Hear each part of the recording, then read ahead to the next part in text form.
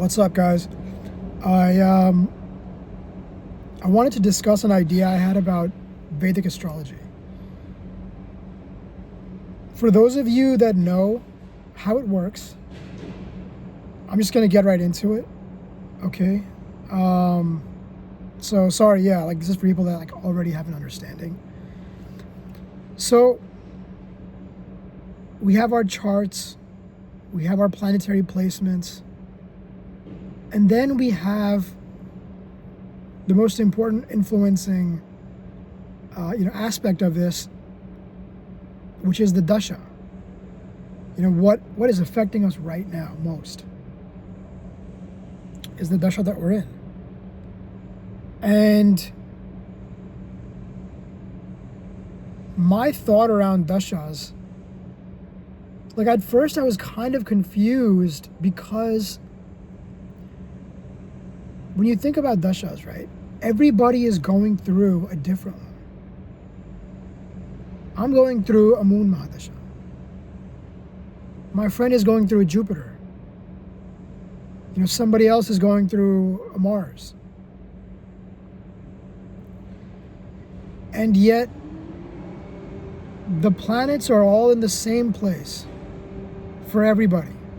Like, Saturn is where it's at right now, I think in Pisces, like Jupiter is in Cancer. These are all placements that are just true for all 8 billion people.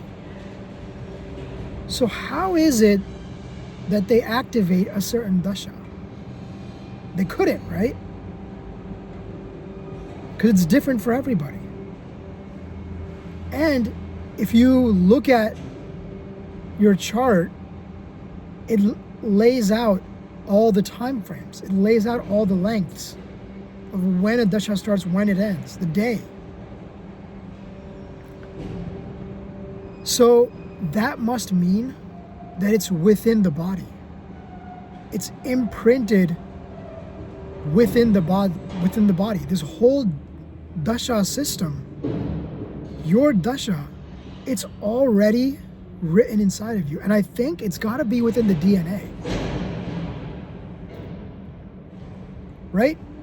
Like, how else could it work? Like, from the moment that you're born, right? Because they ask for the date and the time of birth and the location. 3 things. So it's from that moment of birth. Probably when you take your first breath, you start crying. Right? That all of this is written inside of you, in your DNA. Like, it would have to be the case. And so this would mean that there's a way that these planets are connecting to us. So I started researching this on using AI. And I'm like, yo, how could this work? Hypothetically, if it was to work, how would it be possible? Like, let's use like the possible science. And it explains that planets communicate through electromagnetic waves. And as human beings, we are electric beings. We are charged beings. I've learned that through grounding. I've learned that through just positive and negative energy, the experiences that we've had in life. But that we receive electromagnetic waves. But how is it that a dasha, like a planet, right? The planet that's most active on your chart, right? Maybe it's a 6-year period, maybe it's an 18-year period. How would your body know when it begins, when it ends? It must be encoded in the DNA.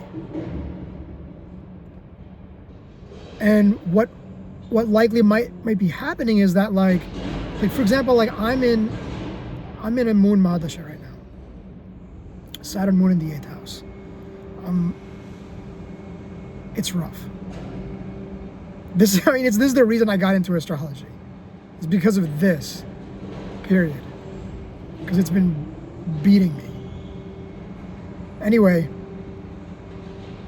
when this started in 2020 for me, I noticed like I noticed a change, a physical change in my body. I was more lethargic.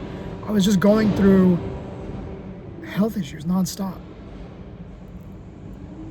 So what would have to be happening is that, let's say when I was born, I was born into a Ketu Mahadasha. So whatever genes that that south node is activating, this part of the moon is activating through electromagnetic waves, it probably turns them on and makes the individual maybe less, or maybe turns off certain genes. Let's say for Ketu, in the case of Ketu, maybe it's turning off an enthusiasm gene, an energy gene, or something, or maybe like a mental, like, caring gene, or whatever it might be. I don't know, right? Then after that, you have, let's say you have Venus Mahadasha, and then it might activate certain genes at that point through the electromagnetic waves. Like what I read in the AI, it says that in modern science, they're researching this thing called cryptochromes. Within cells, there's this thing called cryptochromes that actually receive electromagnetic waves, and that affects genes. It's like I'm thinking about this because, to me, like, I don't want astrology to just be like a woo-woo thing. I really want to genuinely see, and look, I could be wrong, right? This could all just be completely, who knows, like, all make-believe. But it's lasted for thousands of years. It's in our holy books. And my personal experience with it has been very accurate. I feel like there would have to be some planetary connection. So let's say it's turning on certain genes. Now, let's say you have a Mars Mahadasha. Maybe it activates the energetic parts of you. And even for the nakshatras, right? For the stars that affect us. Like, I'm in Mula Nakshatra. My moon is in Mula. And so it totally uproots everything, right? That's like the theology, like that's like the story that our ancient astrologers made. And it's been so accurate in my life. Everything's been completely uprooted. I'm living at home with my parents right now. Like, it's all gone. So somehow I feel there's the imprint that these planets, our solar system, leaves upon us, and that imprint starts at the beginning of life. Like, I got my Lagna chart done by a family friend, and they did it when I was young, when I was like a baby. And so they laid out all of the Mahadashas. And I'm like, I just discovered it this year. I just started learning about it this year, and it's so accurate. So there's like a story that's almost already written at the moment of your birth. And it's the moment of your birth, right? Because prior to that, you're inside your mother's womb.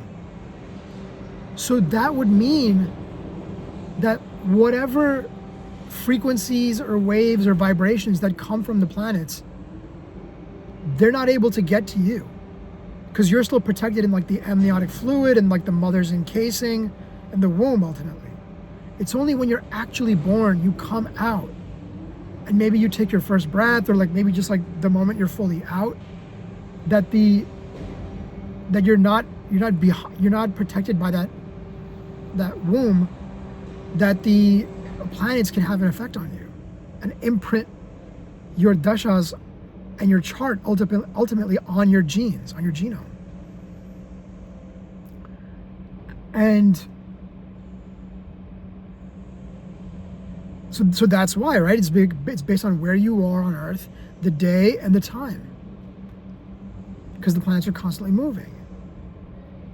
And then the other element is like, that would mean that that's when your soul enters your body. According to Vedic philosophy, we choose our lives. So I don't know how this works, right? But you're somewhere in the ether, in time space, some dimension, and your soul, I don't know, somehow like enters at light speed into this life, knowing that this exact imprint is what you needed to go through? Like, is it all written already? And if it's written already, is it written in your DNA? I really wanted to share this idea. I think astrologers will understand it. I don't know if scientists would. There are, though, neuroscientists that do believe in manifestation. And if they believe in manifestation, they probably understand the human body and electromagnetics on a different level, and they might be more open to the ideas that I'm discussing if they were to ever look into Vedic astrology or astronomy and philosophy. But that would mean that that's the point at which your soul is entering your body. And if you have chosen your life, and that's the point of entry, that means some part of it is like these dashas are already laid out, and the planets are actually communicating through electromagnetic waves. Like, scientifically, there could, maybe someday, there would be a way to actually figure this out and open up your, not like open up, like, I'm not trying to, like, I mean, like, to be able to examine an individual's DNA and to be actually be able to see the effect of the solar system in your body. I know, right? I probably sound like a nutcase, like, but I've